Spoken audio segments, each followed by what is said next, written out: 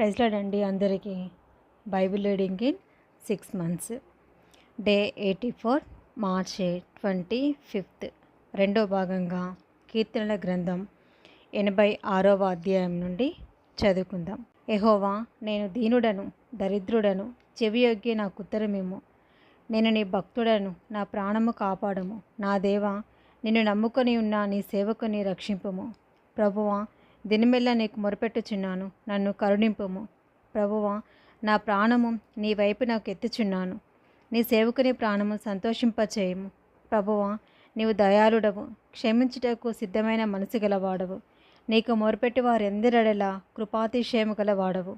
యెహోవా, నా ప్రార్థనకు చెవియొగ్గుము, నా మనవుల ధ్వని ఆలకింపుము. నీవు నాకు ఉత్తరమిచ్చువాడవు కనుక నా ఆపత్కాలమందు నేను నీకు మొరపెట్టెదను. ప్రభువా, నీవు మహాత్యము గలవాడవు, ఆశ్చర్య కార్యములు చేయువాడవు. నీవే అద్వితీయ దేవుడవు. ప్రభువా, దేవతలలో నీ వంటి వాడు లేడు.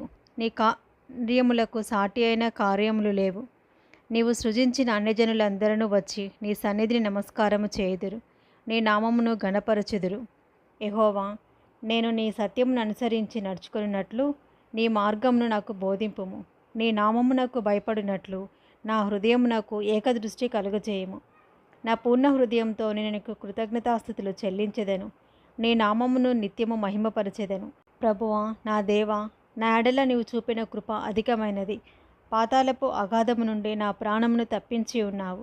దేవా, గర్విష్ఠులు నా మీదికి లేచి ఉన్నారు. బలాత్కారులు గుంపుగూడి నా ప్రాణం తీయజూచుచున్నారు. వారు నిన్ను లక్ష్య పెట్టని వారై ఉన్నారు. ప్రభువా, నీవు దయాదాక్షిణ్యములు గల దేవుడవు, దీర్ఘశాంతుడవు, కృపాసత్యములతో నిండిన వాడవు. నా తట్టు తిరిగి నన్ను కరుణింపుము. నీ సేవకునికి నీ బలము అనుగ్రహింపుము. నీ సేవకురాలి కుమారుని రక్షింపుము.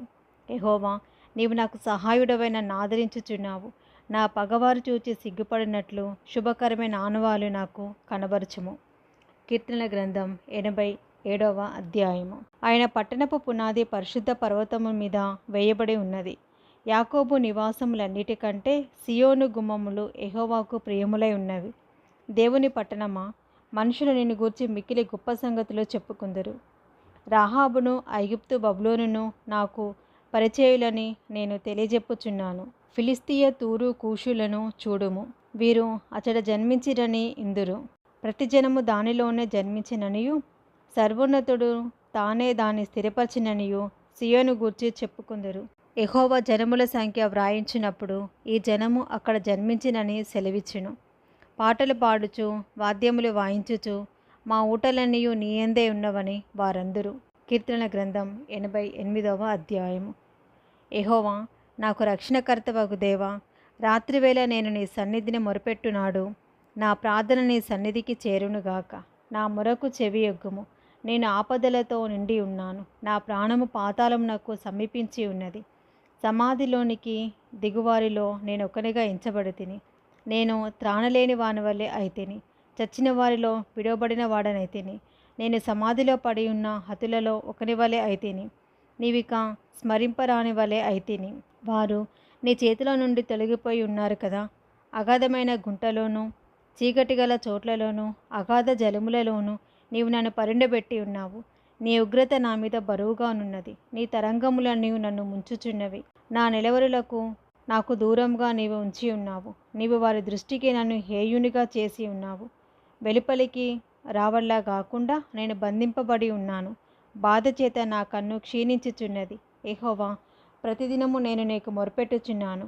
నీ వైపు నా చేతులు చాపుచున్నాను. మృతులకు నీవు అద్భుతములు చూపెదవా? ప్రేతలు లేచి నిన్ను స్తుతించెదరా? సమాధిలో నీ కృపను ఎవరైనా వివరింతురా? నాశన కూపంలో నీ విశ్వాస్యతను ఎవరైనా చెప్పుకుందురా? అంధకారంలో నీ అద్భుతములు తెలియవగునా? పాతాళంలో నీ నీతి తెలియనగునా? యెహోవా, నేను నీతోనే మనవి చేయుచున్నాను. ఉదయమున నా ప్రార్థన నిన్ను ఎదుర్కొనెను. యెహోవా, నీవు నన్ను విడుచుట ఏలా? నీ ముఖము నాకు చాటు చేయుట ఏలా? బాల్యం నుండి నేను బాధపడి చావునకు సిద్ధమైతిని. నీవు పెట్టు భయము చేత నేను కలవరపడుచున్నాను. నీ కోపాగ్ని నా మీదికి పొర్లి ఉన్నది. నీ మహాభయములు నన్ను సంహరించి ఉన్నవి. నీళ్లు ఆవరించినట్లు అవి దినమంతా నన్ను ఆవరించుచున్నవి.